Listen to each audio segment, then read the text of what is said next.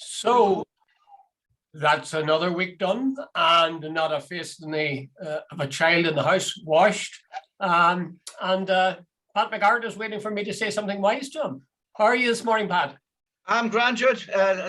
It's another. Well, I was going to just look out the window. It's raining, but it's not a bad day, Jude. I'm sincerely hoping because of the price of oil that the bad weather's behind us. By the way, Jude, did you know? Here's before we start on kicking it, that about 6 weeks ago, what am I saying? About 6 days ago, you could buy about 500 liters of oil in the Republic for about €600.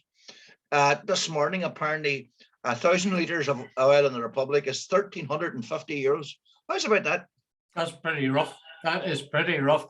I think for most middle class people, they'll be able to live. Well, first of all, we're coming out of the winter, so Yeah. presumably there won't be the same demand for heating. Yeah. But and I suppose they'll hope that things will have got better. But then there's those people have to put petrol in their cars because they're commuting. But then again, you have a lot of this stuff working from home. So it could be, it is bad, certainly bad, but it might be worse if we're talking simply in terms of fuel for the house, or if we're talking in terms of cars and driving. But that's always been the case, isn't it? We've always had these sudden surges in the price of oil. But even my dear missus is she's got some sort of thing about milk, that she gets some sort of problem, so she tries to stay away from. She gets goat's milk, and last week it was at 180. This morning it was 230 or 235. Now, Jude, if everything's going to go up by that percentage, that is pretty serious. Yes, pretty serious. Anyway, that's just the cause of our result of what's going on. Ukraine and the world markets. I must say, I'm looking out at my garden today with a new eye. I have no vegetables. It was years and years since I did a vegetable patch, but I'm beginning to think I might be able to put on a few spuds. Exactly, yeah. Anyway, it's a serious business for some people, but as I say, if we're talking about the oil and the petrol for the cars, at least it has come at a time when it could have been worse. It could have been us going into the winter. And it could be when everybody had to get out to work, whereas a lot of people now can work from home. Okay, let's talk about a couple of other pressing matters. What did I have in mind? Yes, Irish neutrality is on the board because of this thing about the Ukraine. People are saying, should not just, well, maybe Ireland should join NATO, but maybe the EU should have its own army. Now, the EU is well on its way to having its own army. And it could have a case then for saying anybody who's a member of this club has to be in our army. How would you feel about that, Pat? Absolutely no way, Jude. I don't think Ireland should be joining NATO or anywhere else. Jude, for a start, let's get something clear. If you join NATO, apparently you have to spend 2% of your gross national product on arming your army and getting armaments and all the rest. 2% of our GDP would be 7 billion quid. Where and under God will Ireland find 7 billion quid? Our health service is in chaos. Our education system is in chaos, or near enough. Jude, there's about referring back to the health service, our waiting list, there's more than 1 million people on waiting lists as we speak. So, Jude, the last thing we need is to look for 7 billion to spend on an army. And by the way, even the guys in the army, as we currently speak, are seriously underpaid. They're leaving in droves. So I don't know what the hell all this. Now, the concept of doing the right thing is okay. I think we should play a role in neutrality to trying to bring in to conflicts, send peacekeeping forces to various places. I am all in favor of that, but Jude, no, I'm not in favor of joining NATO. Yeah, I must say that'd be very much my own views. In fact, I was watching a recording of Nolan during the week, and he had Pat+Jude on, and he was doing this thing, as Ireland duking out and Ireland being neutral. You have to be on one side or the other. Sure, you're not on the side of Putin and so on. I think there's a danger of real hysteria, where you're pushed into saying the only morally valid thing to do is to be part of the NATO alliance. To hell with that. To hell with that. The very thought of Irish people, well, I mean, there's a terrible irony attached to it too. Here we are with a country that, let's face it, is divided against our will. And we talk about sending people across the world to sort out somebody else's problems and fight and die for them. That seems to be nonsense, absolute nonsense. So I hope the Irish people will be sensible enough. Micheál Martin said yesterday that he says it's always possible that Irish troops will be sent to the border of Ukraine, the border between Ukraine and Russia. That's a bit bloody stupid, that. I would love to know legally, can he do it? Because we're a neutral country. So until the day, and we've got a written constitution. So until the day we change that constitution, I would love to know who gives him the moral authority, never mind the legal authority, to send troops there. The thing is, let's just pass it a wee bit. I don't think he'll do that, actually. I think he's just talking the thing up. But I think if we were forced to it, so, well, how would you feel about if you're told, if you're going to be in the EU, you're going to have to be part of a EU army. Got to, your troops, your boys, your expense must be the same as everybody else's. No, definitely not. Would you leave? Would you think you'd give out? You'd leave the? Well, no, Jude, I think if it's starting to become like that, you're going to ask yourself questions. Jude, Ireland, we're 5 million people. We're an island race. We're off the west coast of Europe. Like, how are we supposed to take on Russia or America or Britain or any nuclear power? So the best thing small nations can do. The Irish peacekeeping forces have great reputations in Lebanon and all the places they've gone and so on. We can do far more good in the world by sort of staying neutral, staying on the side of the good guys, trying to do the right thing, using soft power to bring diplomats and bring people together. Jude, I don't see, how many warships have we got? One? Well, there's a question of the size of us.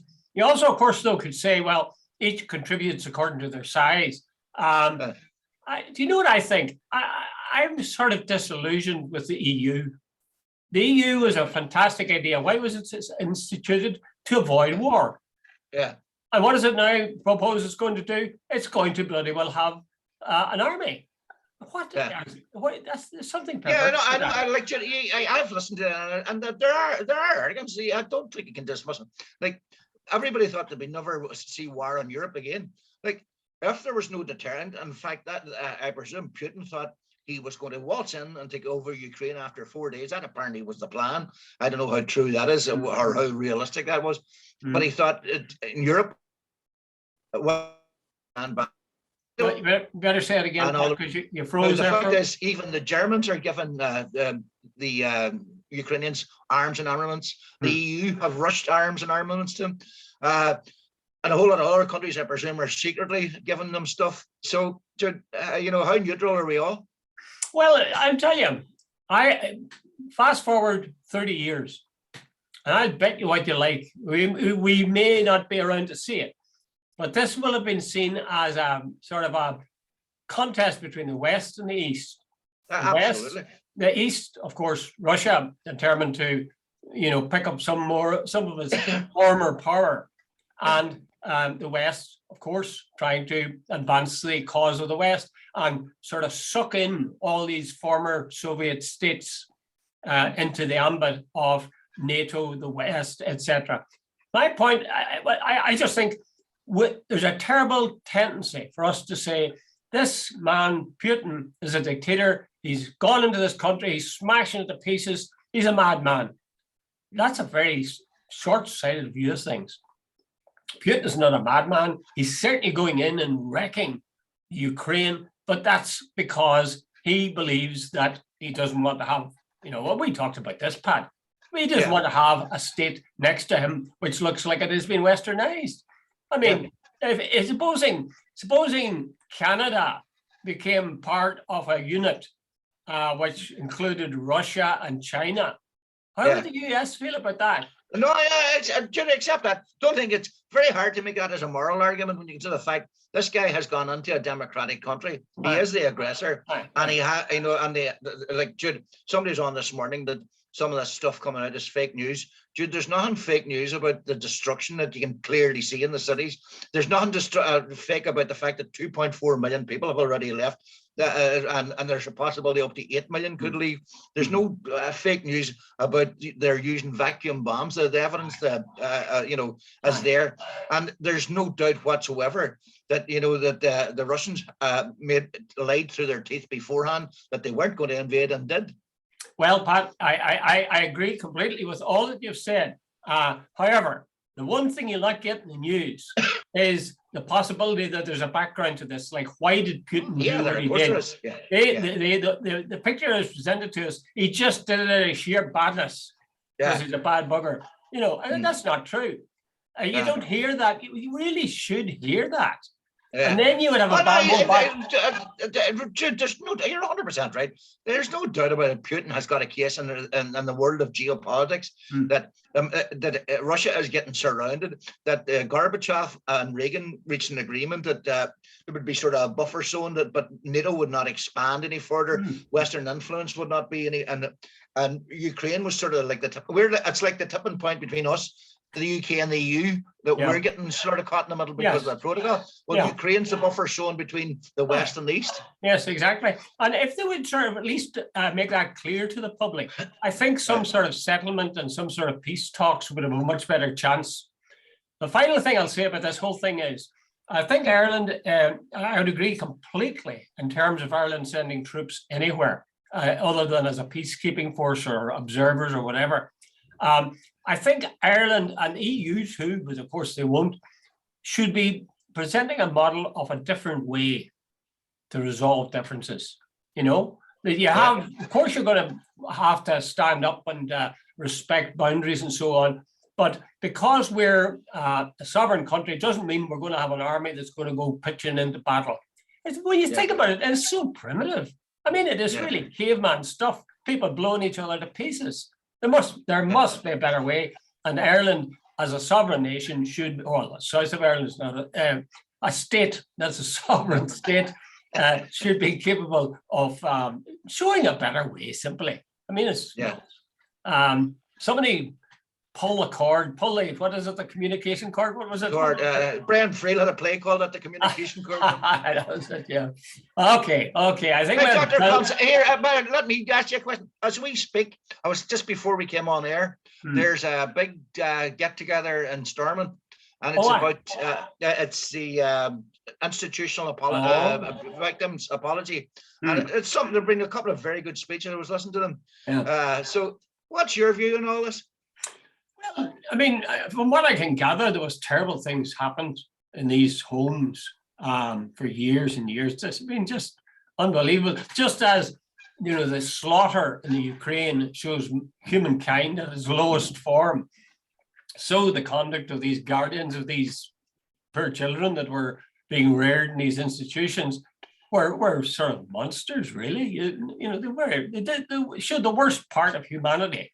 Ruin people's lives or make their lives terribly, terribly difficult. I personally haven't overly concerned about whether or not people do apologies. Now, maybe if I was a victim, I would talk differently. But I honestly don't see apologies as changing anything. Like, we had an apology from Tony Blair for the famine. Did that change anything? Did that save a single life? No. We had an apology for Bloody Sunday from David, whatever his name was, the British Prime Minister. Cameron. What did that change? Nothing. So I'm saying that this notion, will you apologize? Will you apologize? That's schoolyard stuff, I think, in the end. The big thing is, what did you do? And you should be held responsible for it. And if there's a punishment for it, you should be given the punishment. But maybe if I was a victim, maybe then I would feel apologies were more important. But look at how important the importance the media are attaching to it. They're saying, we'll show it live, and the victims will come in to the chamber, and people will stand up and make speeches, and there'll be one from each party. Come on. I mean, be opposed. No, I think what the one point you made there that I do agree with is if you were the victim, an apology, I think somewhere in your head, there's an acknowledgement of wrongdoing, and it's symbolic, I know, and all the rest. And you're 100% right. Sorry, I should have said but think, what did you do? Not just what you said. But I think you're 100% right when you say that if you're the victim, you might see it very different. No, Jude, somewhere along the line, if you've been accused of doing something and been blamed for something, and then a couple of years later, somebody comes along, look, I'm very sorry, I realized it wasn't you. It's probably a little too late, maybe. But Jude, see in your head, you're going, thanks be to Jesus for that. Well, yes, I take that point. And yeah, there is a certain satisfaction out of that, and it makes some sort of sense. And apologies have always been considered important things.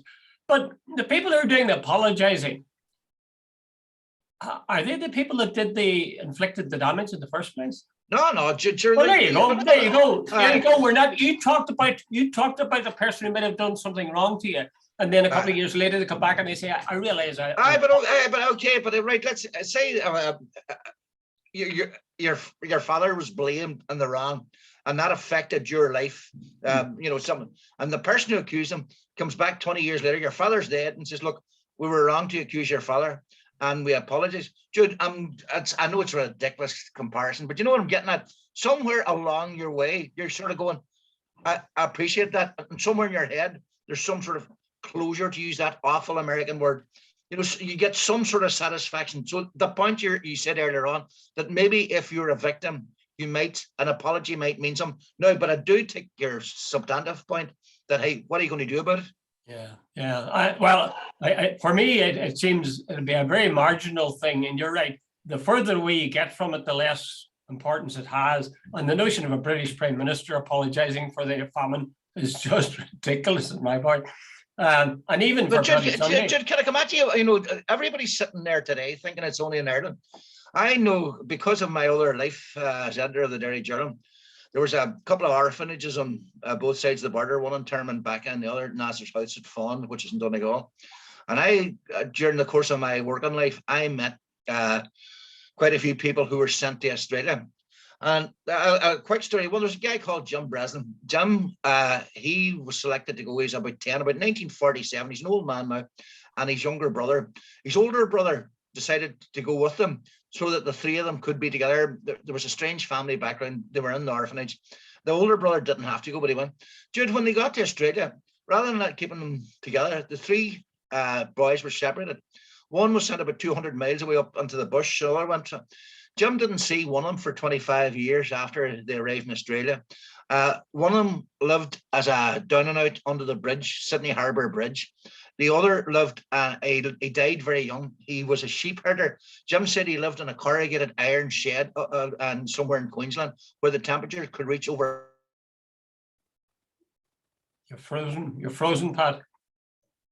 Now, Jim became a sort of school teacher. But hey, those people are sitting there today, Jude, seeing that. So it's not just Ireland. It's all over the world what went on here.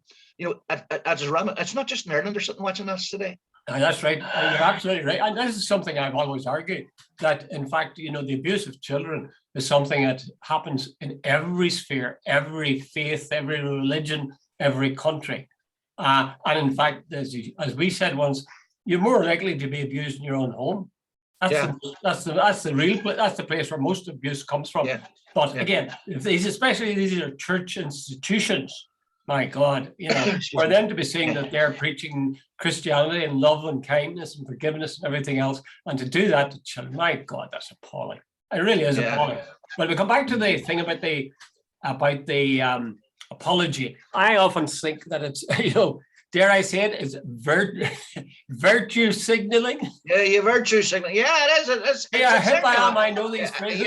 You're getting your phrases on there, Jude. You'll be using terms like thinking outside the box, Shirley. And woke. And woke. Yeah.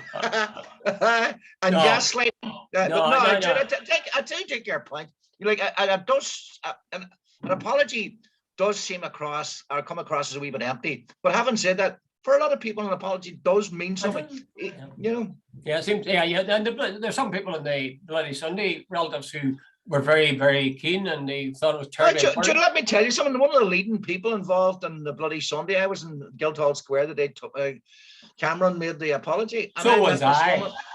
But I met I was sitting there, and I was chatting to this woman who I know well.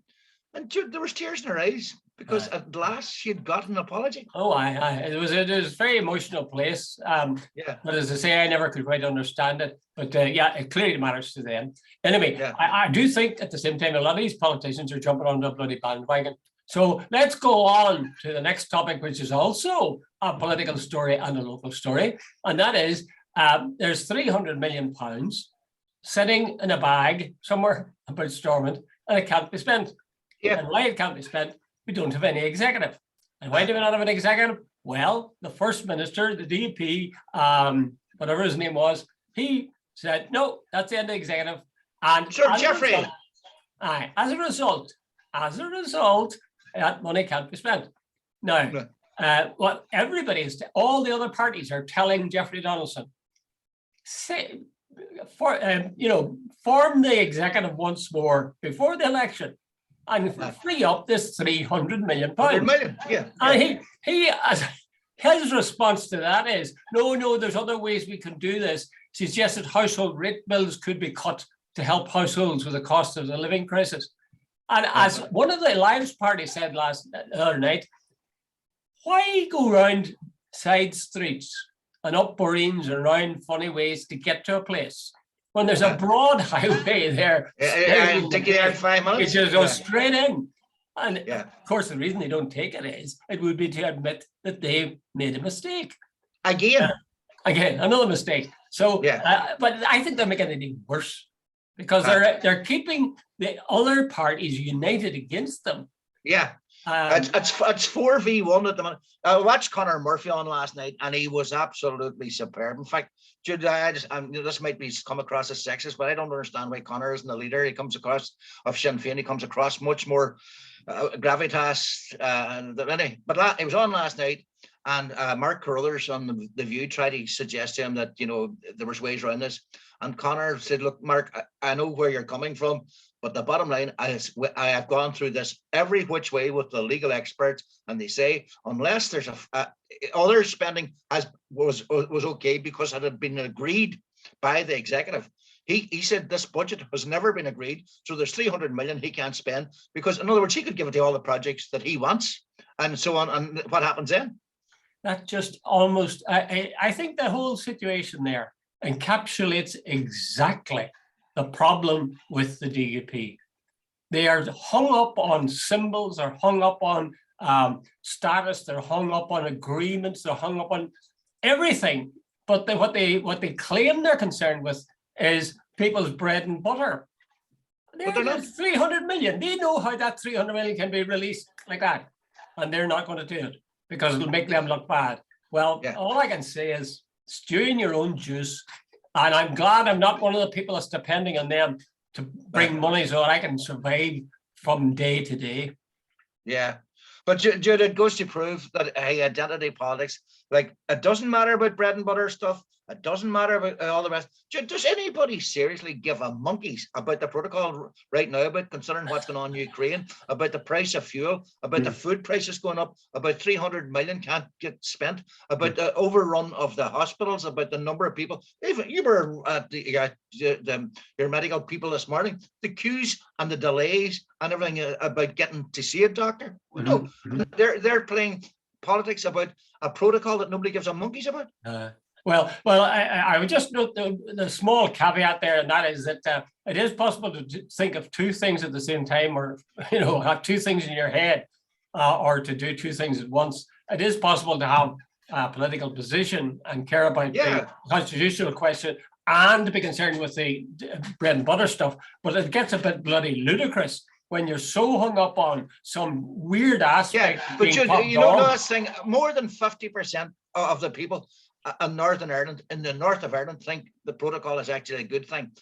80 accountants were surveyed quite recently, and about 75% of those said without question it was a good thing.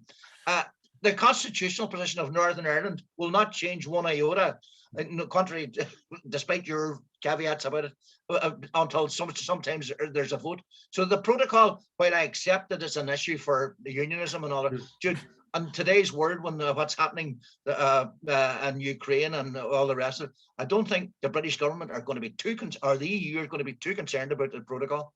Not a chance. Not a chance. Not on the side of the election for sure. I suppose my only disappointment is the DUP in particular seems to be taking lumps out of itself at such a rate that you would like to think that that would be reflected in how the results come out after the election.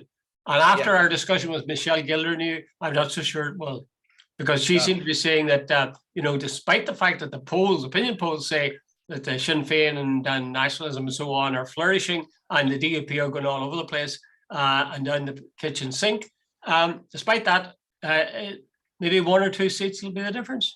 Yeah, funny, Edna McLaughlin, BBC's political editor last night, made the point too. It was sent to that guy whose name escapes me now, the DUP guy who left, and he sort of said, "Oh yes." I said, if there's 1 or 2 seats, will you a difference?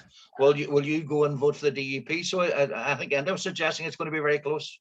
Well, I thought I caught a glimpse of that. I thought it was pretty funny. This guy left the DUP on principle.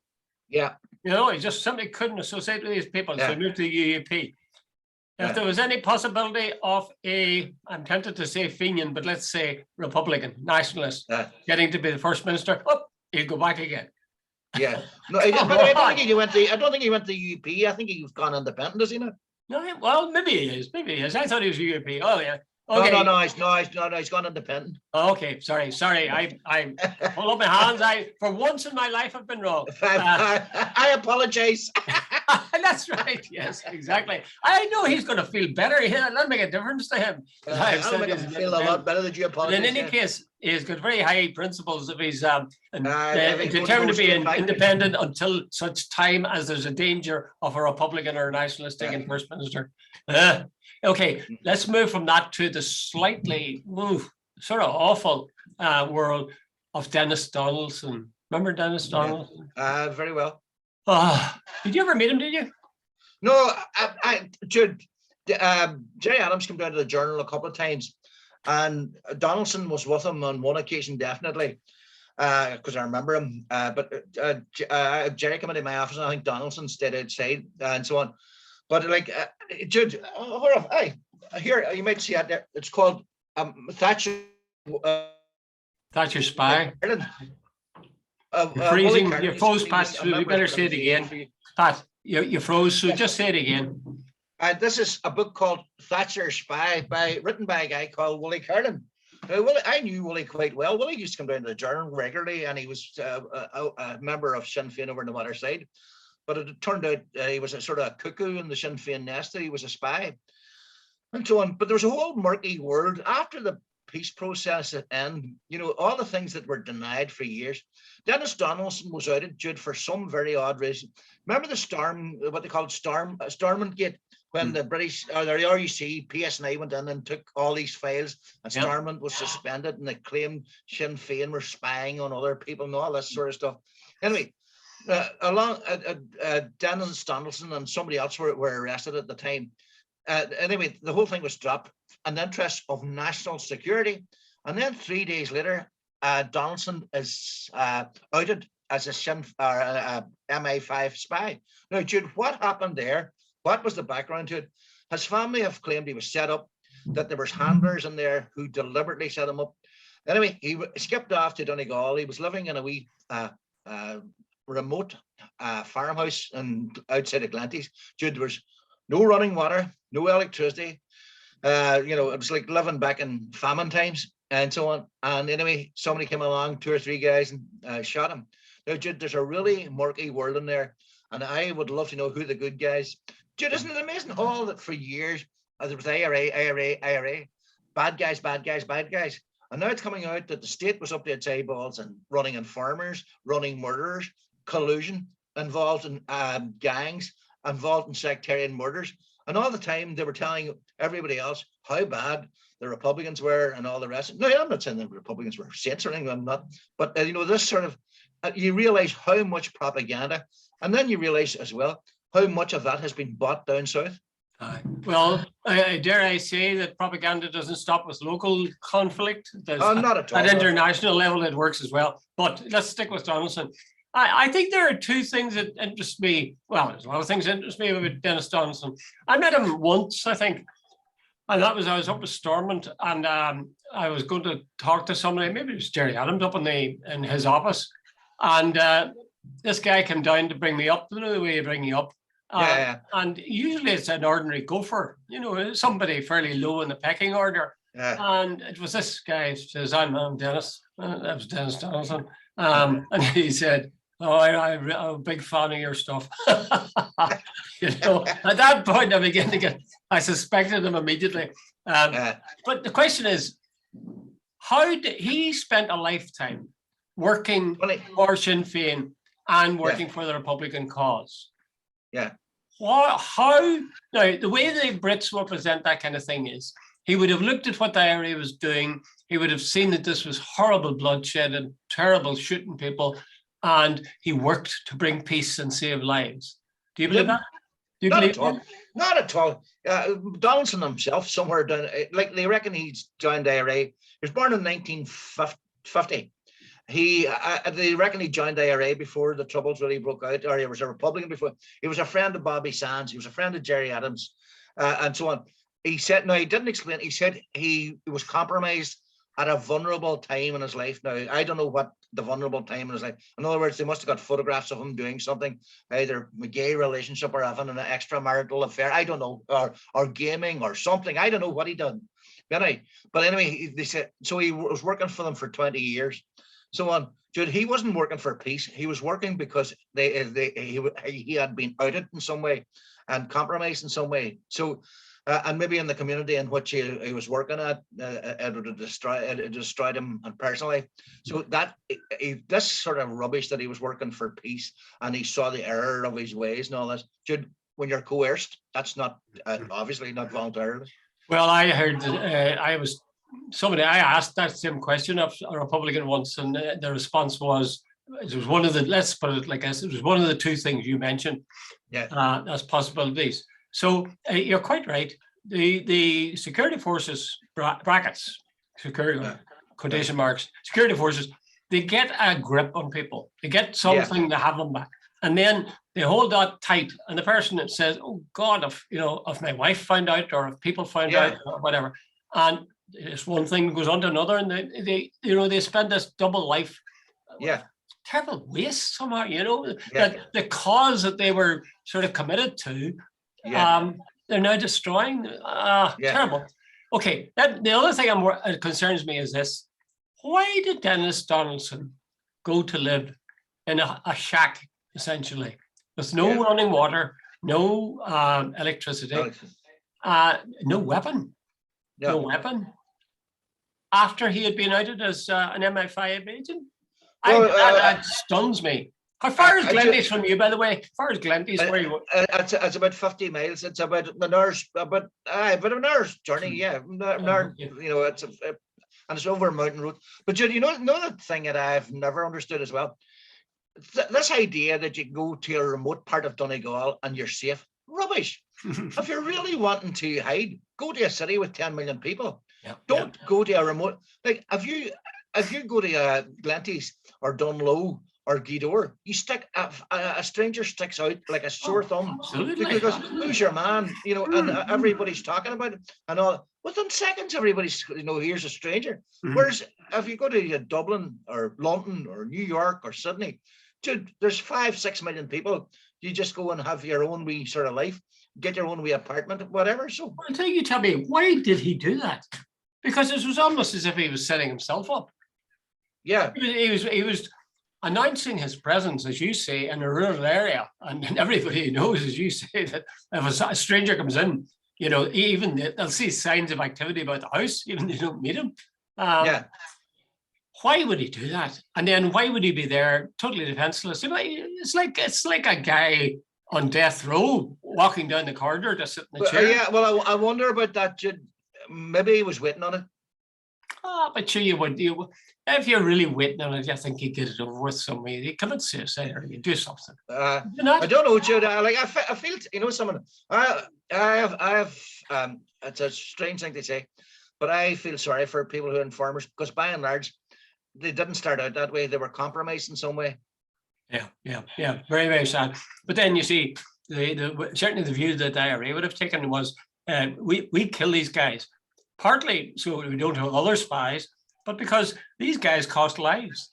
Absolutely. Because of what they've done. They've got 5 other IRA guys shot dead. Well, that's Martin McGuinness told me one time he had no sympathy, and he says, but it's not that I'm deliberately. He says, an informer, he says, automatically is compromising other people, and he says they lose their lives. So he says, and he said, I remember, he said Martin claimed, and he was very strong. He says, Pat, it's hammered into you when you join the IRA, the Republican movement, that the penalty for informing is death. And he says, and it's because, and if you can't live with that, you shouldn't be there. He says, because the whole raison d'etre is to keep each other safe. Yeah. It's a tough world. It's a sad thing. So sad. He's he seemed to be a nice young fella, like not even young fella, but sort of a small man. But people who know better say he was nothing small. He was pretty important in there. He was administrator and Stormont for all the Sinn Féin guys. So he was well up the food chain. Oh, I don't know. Sad. Can we finish on a funny note? I tell you, let's talk about. Remember the name? Phil Hogan. Phil Hogan. Phil the Flitter's ball. Phil Hogan. That was a name to conjure with. Once a name to conjure with. Oh, Phil was the eminence Greece. And Finn Gaelic was Phil was the kingmaker. Finn, I remember the time there was a heave against Andy Kenny. By what do you call him, John Bruton's brother, Richard Bruton. Yeah. Within about 10 minutes, Phil had it cut off at the pass, and that was Richard Bruton's career over. He backed Leo Varadkar and made Varadkar king, and I would say he's sitting in the background. He's lost his job as the EU commissioner, and I'd say he's got it. Now I wonder who he holds responsible for that. Would it be Leo or Simon Coveney? Now, Simon Coveney was the Minister for Foreign Affairs, who would have dealt with Europe. But the other thing, Coveney was the guy who deals with Europe, and what do you call her? Van der Leyen wanted Phil out. She would have been talking to Simon Coveney, and Coveney would have had the power to, as Irish Foreign Minister, probably to sort of. It certainly was you're frozen again, Pat. It certainly was a pretty swift and brutal. And the irony of it all is that they made a mistake. There was no broken law at all. No. So, I'd say Phil must be so bloody mad. Well, the Phoenix, the satirical magazine, the Phoenix, it says that Hogan, of course, as you pointed out, was the guy who created Varadkar. He didn't create him, but he was the guy who made him kingmaker. Yeah. And the word on the street was, everybody assumed that Simon Coveney, who was the guy who ran against Varadkar, that he would be the guy to take over, because there's word that after the election, Leo's a relatively young man, that he'll head for Europe or somewhere like that, or one of these big international bodies. So who's going to fall? Is it going to be Simon Coveney, who really, to be fair to him, has improved hugely over the years? Yeah. He looks better, he sounds better, he comes across pretty well. But according to the Phoenix, these guys in the Phoenix seem to know stuff. They say that Phil Hogan is still a kingmaker, and he is saying that the next person to become the leader of Fine Gael should not be Simon Coveney. Simon, yes, but not Coveney, Simon Harris. What an odd thing to say. I don't know. There's something about Simon Harris. It doesn't strike me as leader, if you know what I mean. It really doesn't. Yeah. Then who am I? Hey, look, when you look across the world today, you sort of go, Jesus, you look at some of the people who have been elected in recent times. As Harris any worse? Yeah, he doesn't look much like a leader to me either. But I tell you, don't forget, Enda didn't really look like a leader anymore. No. So, but he did near great things for the Fine Gael. You can never tell. But anyway, a lot of these things depend on. You see, the thing is, 75% of the votes are made by the TDs. Yeah, and only 25% of the members. I think they're crazy. Yeah. I think they're mad. So anyway, he's saying, watch out for Harris, because Harris performed well apparently as health minister in the early days of the COVID, and then he was moved, so he didn't have to catch the backlash, the flack that was flying after that. Oh, you know, you're one about Bonaparte and Napoleon saying, yeah, don't bother giving me generals of great ability. Give me ones of be lucky. Harris has been lucky every which way. That's right. That's right. And then, as they say, if the more prepared you are, the more lucky you get. Anyway, I think that's nearly us now, Pat. Okay, Dr. Collins. Okay. Well, no jokes. God, I'll have to. No jokes. This can't happen. Are you reading the remarks that these people are writing about us? No, no. I think it's time you did, because I know they're going to be complaining like mad about this one. You know why? You know why? Because your face has been on the screen the whole time. I'm just a wee figure up on the top of the screen. Something. No, buddy, that's not how it'll appear, because I can see you full screen. Oh, can you? Oh, okay. How weird. Jesus, I'm going to use it to frighten the grandchildren when they come down. Oh God, I hope I wasn't picking my nose. Okay, Jed. Thanks, All the best. Thank you. Bye. Bye.